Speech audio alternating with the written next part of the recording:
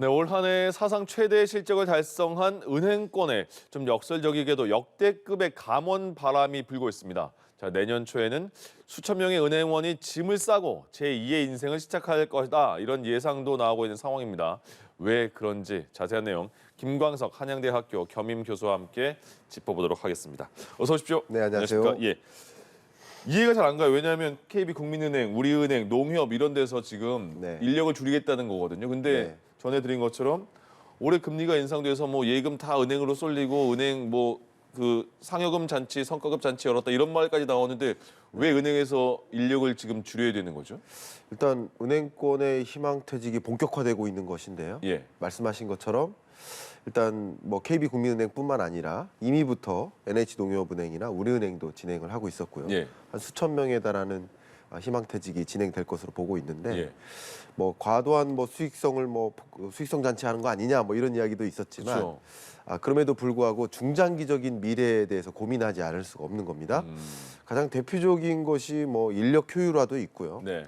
금융 서비스가 완전히 바뀌고 있죠. 예. 비대면화로 바뀌고 있죠. 그렇죠. 제가 한번 질문 드려볼게요. 예.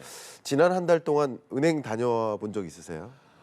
한 달이 뭐예요? 거의 1년에 1년에 가깝게. 한 번 갈까? 기억이 잘 안 날 정도예요. 예. 그렇습니다. 우리가 금융 서비스를 이용하고 있는 금융 소비자이지만 그렇다고 해서 그 금융 서비스를 이용하기 위해서 은행 지점에 방문하는 횟수는 매우 제한적이죠. 그러네요. 예, 예. 그러한 거대한 트렌드 속에서 은행 지점이 계속 축소되고 있는 과정이고요. 예. 이런 비대면화, 비대면 금융 서비스로의 전환 이런 것들이 좀 본격화되고 있기 때문에 은행들의 이제 미래 고민, 미래 대응 그런 것과 관련된 고민을 좀 단행하기 위해서 역시 준비를 하고 있는 모습이고요. 예. 희망퇴직은 올해만 있는 것이 아니라 예년에도 지난해에도 계속 있었던 것이고 거기다가 23년부터는 본격적인 이런 금융시장의 어떤 불안 이런 것들도 제기될 것으로 보고 있습니다. 특히 예. 기업들이 금리가 너무 높아지다 보니까 아예 그 돈을 빌리지 말자, 사업을 축소하자 이런 것들이 또 은행 시장에도 충격을 줄 수 있기 때문에 예. 그런 경기 불확실성에도 대비하자 이런 것들이 같이 맞물리면서 이런 희망퇴직이 좀 본격화되고 있다 이렇게 볼 수 있겠습니다.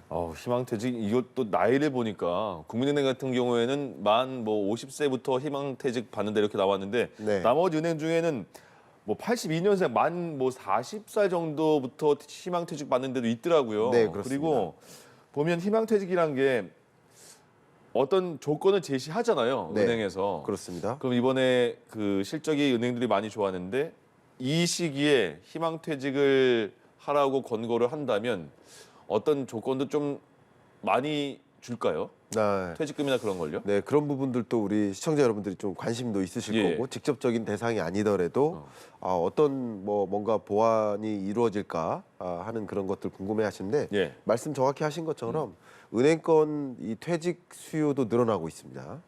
이모작을 그림 그려야 된다라는 네. 생각도 많이 있는 거고요. 그리고 중장기적으로 봤을 때 예. 그런 은행 산업의 비대면화 이런 붐은 또 디지털화, 플랫폼화 이런 건 거스를 수 없는 그런 바람이다라고 예. 생각을 하고 있기 때문에 미리부터 그런 퇴직에 대한 고민을 하시는 분들이 많이 계시고요. 그러다 보니까 연령대도 계속 낮아지고 있어서 예. 말씀하신 것처럼 뭐 KB국민은행은 만 50세, 1972년생이죠. 그리고 뭐 그 밖에도 여러 은행들은 말씀하신 대로 82년생까지 그러니까요. 이렇게 낮아지고 있습니다. 근데 그렇게 되면서 그런 붐도 있지만 특별 퇴직금을 이제 부여할 수 있을 텐데 네. 뭐 최대 뭐 35개월치 정도의 월 급여를 한꺼번에 정산해 주는 그런 방식의 이제 희망퇴직도 많이 있고요. 예. 또 경우에 따라서는 최대 뭐 한 2,800만 원 가량의 자녀 학자금. 왜냐하면 여기에 희망퇴직을 하지 않으면 예. 이런 것들이 당연히 나올 지불되어야 될 그런 예산이라고 보고 있기 때문에 예. 그런 것들도 좀 제공해주고도 있고요. 또 3,300만 원 최대 가량의 재취업 지원금 이런 것들도 제공이 되기도 하고요. 또 건강검진권이라든가 그밖에 뭐 300만 원 상당의 어떤 여행 상품권 예. 이런 것들도 좀 제공해주면서 어떻게 보면 희망퇴직을 권고해주는 그런 분위기로 전개되고 있습니다.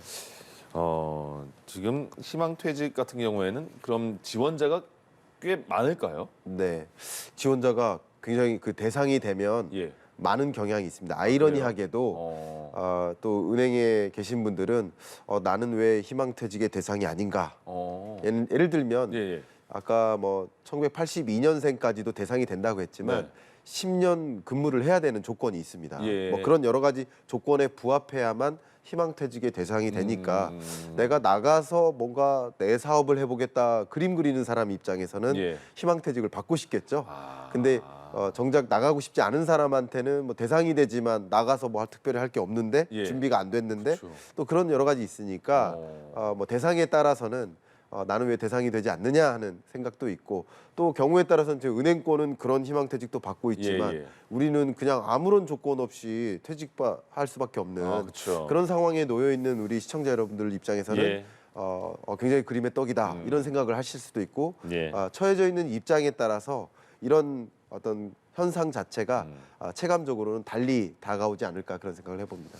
지금 상황은 어때요? 기업 전반적으로 봤을 때는 기업들도 지금 많이 안 좋다는 얘기도 많고 기업들의 인력도 감축할 것이다. 그럼 내년에는 이런 고용 불안 같은 게 계속 이어질 것인가? 그러면 네. 그게 또 경제에 어떻게 영향을 미칠 것인가? 어떻게 예상하세요? 네, 맞습니다. 이 고용 충격은 아직 안 온 것이다라고 가정을 먼저 해드릴게요. 네. 원래 경기 침체가 찾아오고 나면 후순위로 고용 침체가 찾아오는 것이고요. 우리 은행들은 그만큼 수익성이 충분한 그런 기업들 아닙니까? 우리가 생각하는 그쵸. 것처럼 고금리 시대의 수혜도 많이 본 거고요. 예. 그럼에도 불구하고 이런 희망퇴직, 공고사직 이런 것들의 비중이 늘어나고 있는 모습을 보면 정말 힘들어하는 이 너무 높은 금리 이자 상환 부담마저 네. 이거 도저히 감당하기 어렵다라고 느끼고 있는 그런 기업들 입장에서는 예. 얼마나 힘들까라는 것을 생각해 보시면 좋겠습니다. 그렇게 되면 고용 한파는 내년에 찾아올 것이다. 23년 제가 보기에는 1분기 끝자락부터 아마 고용 침체가 나타나는 그런 현상이 있을 것이고요. 22년 올해 취업자가 약 80만 명 정도 증가한 것으로 추계가 됩니다. 예. 근데 정부의 전망, 내년 정부의 전망이 취업자 증가가 10만 명에 달할 것이다. 그러니까 80만 명 이상에서 10만 명 가량으로 취업자의 증가 속도가 이렇게 크게 둔화된다라는 것은 그 실적치를 전망하는 관점에서도 유효한 것이고요. 이게 고용의 한파가 있게 되면 우리 앵커님들도 똑같은 입장이겠지만 결국 고용이 전반적으로 한파가 이른다. 그럼 전반적으로 평균 소득 자체가 줄어들 것이다. 나는 고용 한파의 대상이 아니다라고 할 수 있겠지만 두 명 중에 한 명이 그런 대상이 된다면 둘의 평균 소득은 줄어들겠죠. 이 명목 소득 자체가 줄어든다는 거예요. 제가 이 자리에 나와서 22년, 23년에 명목 소득은 줄지 않아도 실질 소득이 줄어든다. 그래서 우리가 가난함을 느낄 것이다라고 말씀드렸어요. 네. 이게 뭐냐면 통장에 찍히는 명목 소득은 그대로예요. 그러나 이걸 가지고 살 수 있는 물건의 개수가 줄어들어요. 왜냐하면 고물가니까. 그러니까 너무나 힘들어 할 만한 그런 국면인데 고용 한파까지 더해지면 명목 소득 자체가 줄어드는 거죠. 평균적으로. 그러면 실질 소득은 고물가 상황에 더 줄어드니까 매우 어려운 국면에 우리는 진입하게 될 것이다라는 것을 생각해 볼 수 있는 그런 계기가 됩니다. 예. 기업들이 이제 내년 1분기 어떨 것 같습니까? 이렇게 물어봤더니 굉장히 그 좀 좋지 않은 전망을 했던 것 같아요. 근데 그거를 지수로 표현한 게 있는데 BSI라고 하나요? 네. 어쨌든 이게 그 코로나 한창이었던 한 2년 전 수준으로 기업 운영하는 분들이 이렇게 평가를 했다는 거 아니에요? 맞습니다. 2년 전으로 돌아갔다 네. 상황이. 왜 이렇게 느끼셨을까요, 이분들은요? 네. 저도 이제 기업에 강연을 가거나 여러 미팅 자리에 가면 요즘 어떠십니까라는 질문을 첫 번째로 합니다. 뭐라고 답해요? 굉장히 어렵습니다. 어려운 이유는 고금리 때문이고요. 첫 번째는 너무나 높아진 금리니까 자금 마련하는데 굉장한 조달 비용이 들어갑니다. 거기에 다양한 원자재 가격도 오르고요. 그러다 보니까 인건비 상승에도 영향을 미칩니다. 왜냐하면 임금 협상 과정에서 이 물가 상승 부분만큼은 반영해달라는 요구가 있기 때문에 그러니까 여러 가지 다 오르는데 매출은 그렇게 안 올라요. 매출은 줄어요. 그러니까 기업들은 굉장히 어렵다라고 느낄 텐데 말씀하신 그 지수가 대한상공회의소에서 기업 경기 실사지수 BSI라는 지표를 발표를 하는데 올해 4분기가 81이었고요. 내년 1분기 전망치가 74입니다. 이게 100을 기준으로 밑돌면 어려운 경기다라고 볼 수 있고 지난 분기보다도 어렵다라고 판단하는 게 100을 밑도는 것인데 계속 6분기 연속 100 밑에서 더 낮아지고만 있는 거예요. 갈수록 기업들이 어려움을 느끼고 있다 이렇게 해석해 볼 수 있겠고요. 그러니까 기업 실사 지수라는 게 그 일반 기업을 지금 운영하는 분들에게 직접 물어봐서 판단을 받고 수치로 나타낸 거죠. 그렇습니다. 예. 반대로 이제 소비자들한테 물어보는 게 소비자 심리 지수인데 소비자들한테 앞으로 소비하겠습니까? 물가 비쌉니까? 이런 걸 물어보는 것처럼 기업들한테도 그런 것을 물어봐서 약 2,500여 개 기업을 대상으로 정규적으로 조사를 하는 겁니다. 그 조사된 데이터니까 신뢰성이 충분히 있다고 할 수 있고요. 여러분 입장에서는 한국은행 포털 사이트, 통계 포털 사이트가 있어요. 거기 가시면 이 통계가 잘 정교하게 엑셀 파일로 내려받을 수도 있어요. 저도 이제 엑셀 파일로 내려받아서 그걸 분석하는 방식을 취하고 있거든요. 그런 신뢰성 있는 지표다 이렇게 생각할 수 있겠습니다. 그렇군요. 그러면 뭐 이번에는 코로나가 이제 마무리가 돼가고 있는 뭐 변이도 나오겠지만 어쨌든 코로나 특수 제약 업종은 뭐 상황이었다. 그 외적으로는 굉장히 어려울 것이다. 그리고 내년에도 어려울 것이다. 내년 보면 또 수출까지 지금 안 되고 있는 상황이잖아요. 맞아요. 작년엔 중국에도 계속 올해에도 막힌 상황이었고 1%대 저성장이 계속 이어질 것인가 그럴 수밖에 없다 이런 판단도 나오고 이거는 어떻게 예측하세요? 저도 지난 10월에 제 경제 전망치가 1.9%임을 말씀드렸고요. 그리고 이어서 KDI가 1.8%, 한국은행은 1.7%, 그리고 정부는 지지난주에 1.6% 모두가 1%대를 전망하고 있습니다. 이것은 뭐 여러분이 어떻게 정의하느냐에 따라 다르지만 어제도 KDI 경제전망실장님하고 대화를 나눴는데 2%가 잠재 성장률이니까 그 숫자보다도 밑돈다. 그러면 경기 침체라는 관점에서 부합한다라고 생각을 하신대요. 저마다 정의가 다르니까요.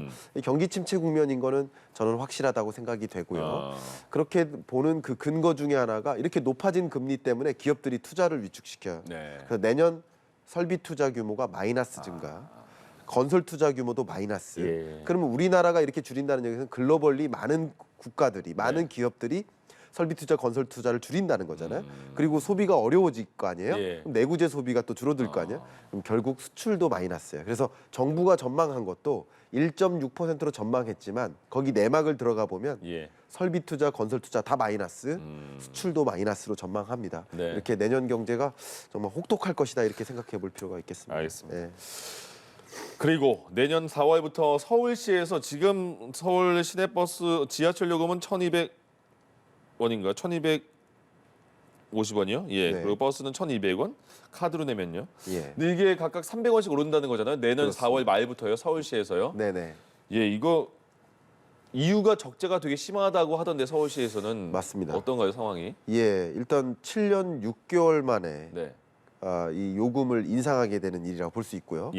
그러면 이런 서울시의 지하철과 버스는 소위 말하는 서민의 발 아닙니까? 서민의 발길이 무거워질 것이다라는 생각을 또 할 수 있습니다.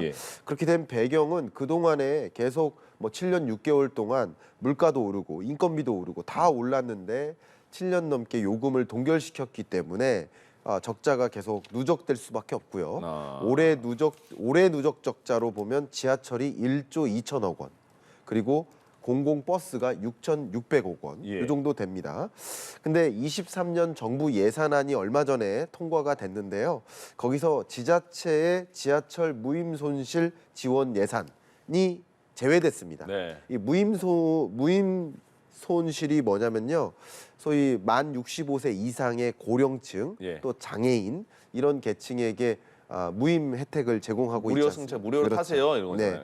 그 전체 실제 서울시에서 발생하고 있는 그 손실 규모가 9,600억 원 정도 되는데 그 중에 대략 한 2,700억 원 정도가 무임 승차에 따른 손실이에요. 대략 한 30%에 가깝습니다. 28.9%입니다. 그렇기 때문에 앞으로도 고령자 비중이 늘어날 것으로 보고 있잖아요. 올해 지금 현재 기점으로 고령자가 차지하는 비중이 서울시에 17.5%가량 되는데요. 이 비중이 25년 되면 20%를 초과합니다. 그때 이제 초고령 사회에 진입하는 것인데 이렇게 계속 고령자는 많아지고 무임승차 대상은 또 많아질 것이기 때문에 뭔가에 대응을 해야 되겠다라는 조치를 취한 것이고 다만 그것이 서민들에게 많은 비용 부담을 가중할 것이다 생각이 되는 겁니다. 서민의 발걸음도 지금 무거워지는 상황인데 또 전기요금, 가스비 다 오른다고 하잖아요. 네. 이게 그러면 더 힘들어지는 상황이 이어지는 것 같고 물가에는 또 어떤 변수가 될 수 있는 상황일까요? 네. 기본적으로 물가는 정점을 찍고 안정화되는 경로하에는 놓여 있습니다. 네. 다만 물가 상승률 전망치가 내년 상반기가 4.1%예요.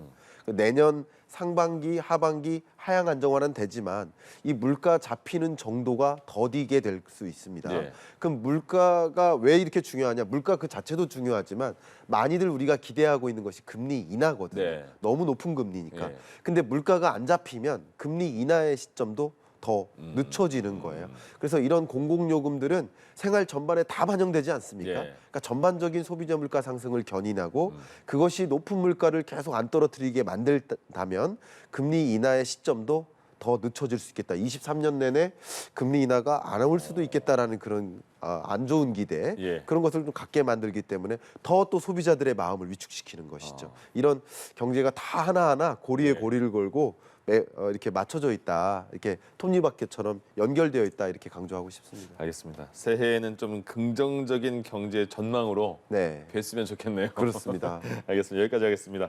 한양대학교 김광석 겸임 교수와 함께했습니다. 고맙습니다. 감사합니다. 예.